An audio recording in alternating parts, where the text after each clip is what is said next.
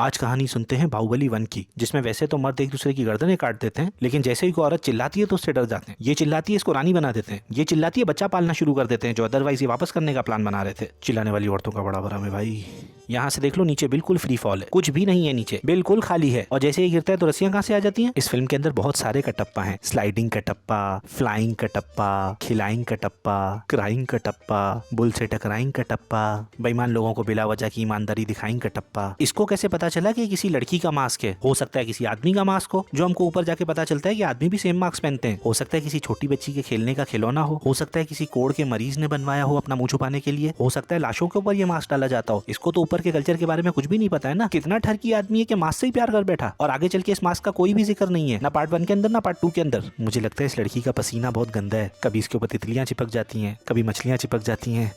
ये देखो कैसे तैयार कर रहा है इसको, जैसे नहीं नीचे गांव के अंदर इसको ऑर्गेनिक और हर्बल मेकअप के अंदर ट्रेनिंग दी गई हो। इसने झरने के नीचे पार्लर का कोर्स किया है। इस पार्लर की सबसे खास बात यह है कि कस्टमर ना भी चाहे तो भी उसको तैयार कर देते। कस्टमर कह रहे नहीं होना ना हमको तैयार, लबे आओ जबरदस्ती करके देंगे। हमारे पार्लर का नाम ही है सेंसेट, where consent of customer doesn't matter. ये जब स्टोन पर था तो नंगे पाँव था, पानी में आते ही इसके पाँव में जूते कैसे आ गए? यकीनन स्टोन और तालाब के बीच में बाटा वालों ने अपनी ब्रांच खोल रखी होगी। बेटा बाटा वालों को कम नहीं समझो, उनको जरा सी भी जगह मिलती है ना वहाँ पे अपनी ब्रांच खोल देते हैं। थोड़ी सी जगह और खाली बच गई ना तो कबाबजीज वाले वहाँ पे अपना आउटलेट खोल देंगे। ये पेन कहाँ से आया इसके? अच्छा वो बाटा की दुकान से खरीदा होगा ना, जहाँ से जूते खरीदे थे। कटप्पा कह रहा है इसको आप तक पहुंचने के लिए मुझसे टकराना पड़ेगा। बाहुबली इससे सच में आके टकरा गया, इसने इस बात को लिटरली ले लिया। अरे बाहुबली कटप्पा मुहावरा तन कह रहा था भाई। कभी आंटी करण अर्जुन की राखी की तरह कहती है कि मेरा बेटा आएगा, और केथरी जी की जया बच्चन की तरह इसको इसके बेटे के आते ही पता भी चल जाता है। लेकिन इसको ये नहीं पता है कि इसकी ममता इसके बेटे को खींच के लेकर नहीं आई है, ये तो बच्ची के चक्कर में आया है। ये देवसेना की जगह मेरी मम्मी होती ना तो मुझे बोलती मुआ कोई तू मोए चक्कर में थोड़ी आ गई है, तू तरंजे चक्कर में आ गई है। अब ये कहां से आ गया बर्फ के पहाड़ों में तेरे पास? ये तो बाटा के स्टोर के ऊपर भी नहीं मिलता है। भलाल देव के सिपाही रोज यहाँ तक पहुंच जाते हैं, लेकिन इनके ठिकाने तक नहीं पहुंचते हैं। लेकिन ये फौरन पहुंच जाता है और इनको पता भी नहीं चलता है किस टाइप के गोरीला फाइटर्स हो तुम लोग। ये इस लड़की के सर के ऊपर आके खड़ा हो गया है, फिर भी इसको पता नहीं चल रहा है कहाँ से गोरीला फाइटर हो तुम लोग। अपने सबसे इंपॉर्टेंट मिशन के ऊपर एक स्ट्रेंजर को भेज देते हैं जिसको ये जानते ही नहीं है। Are you guys seriously gorilla fighters? Bhallaladeva ने अपना इतना बड़ा स्टैचू बनवाया है, उसका इतना ग्रैंड इनॉग्रेशन हो रहा है, लेकिन देखने के लिए आसपास की रियासतों के एक दो महाराजाओं को भी नहीं बुलाया। देखने के लिए कौन है यहाँ पे? वही इसका बाप और कटप्पा जो वैसे भी यहीं मारे पड़े रहते हैं। भलाल देव के ना फॉलोवर्स नहीं है, ये इंस्टा के ऊपर अपनी रीलें डाल के खुद ही देखता है बेचारा, जस्ट लाइक मी। जब काल के आर्मी के पास बैरिकेड तोड़ने के लिए दरख्त के टुकड़े थे तो ये पहले ही क्यों लेके नहीं आ गए? अपने इतने सारे लोगों के मरने का इंतजार क्यों किया? ये लाते वक्त खुश कितने वो देख रहे हो? जितना फिल्म के अंदर बताया जा रहा है उतनी डेंजरस आर्मी लग तो नहीं रही है मुझे, खुश के ही लग रहे हैं सारे के सारे। देखो कैसे लाइन से आ रहे हैं मरने के लिए एक के बाद एक। ये बाहुबली के तीर खाने के लिए लाइन लाइन से आ रहे हैं, ये भलाल देव के सामने कटने के लिए लाइन लाइन से आ रहे हैं। ये जो इशारे तुम लोग करते हो ये नजर तो किसी को आते नहीं है पीछे, तो फिर पूरी सेना इनके ऊपर अमल कैसे करती है? और सारे के सारे इशारे तुम लोगों के एक जैसे ही तो हैं, तो सेना को समझ में कैसे आता है क्या करना है? जंग हो रही है लसबेला चौक के ऊपर, ये लोग खड़े हुए Najmabad 1 number sir Syed college के पास। इनको इतना दूर से नजर कैसे आ रहा है? और नजर तो आ रहा है, इनको सारी की सारी बातें भी सुनाई दे रही हैं। कौन सी टेक्नोलॉजी का इस्तेमाल हो रहा है? ये कह रहे हैं मेरे पुत्र ने मार गिराया, मेरे पुत्र ने मार गिराया। बे छछूंदर की मूंछों वाले, तुझे नजर कैसे आया इतना दूर? जंग के एक एक पॉइंट के ऊपर ये लोग रिएक्ट कर रहे हैं। अबे कौन सी एलईडी के ऊपर देख रहे हो? कौन से ब्लूटूथ स्पीकरों के ऊपर सुनाई दे रहा है तुम लोगों को? ये सब पागल कर दिया इस फिल्म ने मुझे। अरे बाहुबली आप इन निर्दोष लोगों की जान बचाना चाह रहे हो तो ये क्या कर रहे हो? सीधी सीधी आवाज लगाओ ना कि नीचे बैठ जाओ। काल के तो आप लोगों की जबान समझते भी नहीं है। ये लोहे का बॉल किसी एक आधे के पांव पे लग जाता तो वो अपाहिज हो जाता। इनके मुल्क के ऊपर इतनी बड़ी आर्मी ने हमला कर दिया है, अपने दोनों बेटों को ये नहीं बोल रही है कि बेटा मिल के लड़ना, बल्कि इन दोनों के बीच में ही कंपटीशन करवा दिया है। ये कैसी आर्मी स्ट्रेटेजी है? ये तो वही बात हो गई ना कि सामने वाली टीम 450 रन बनाए और मैं अपने 2 जबरदस्त बैट्समैनों को बोलूं कि तुम दोनों अपनी अपनी सेंचुरी देख लो भाई। सोचे कसाई आज सुबह कितना खुश होकर घर से निकला होगा अपनी बीवी को बता के कि शाही खानदान की 2 बलियां मिली हैं, बहुत सारे पैसे भी मिलेंगे और गोश्त भी बहुत सारा लेके आऊंगा।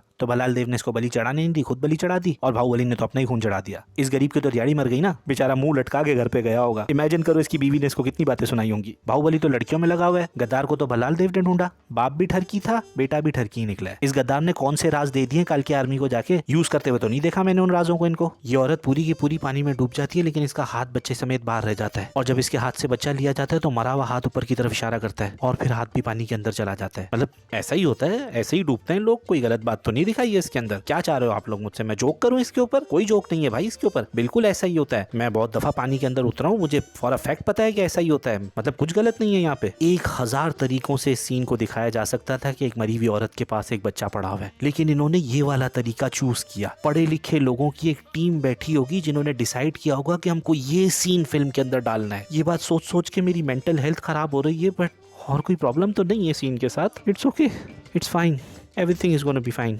I am gonna be fine.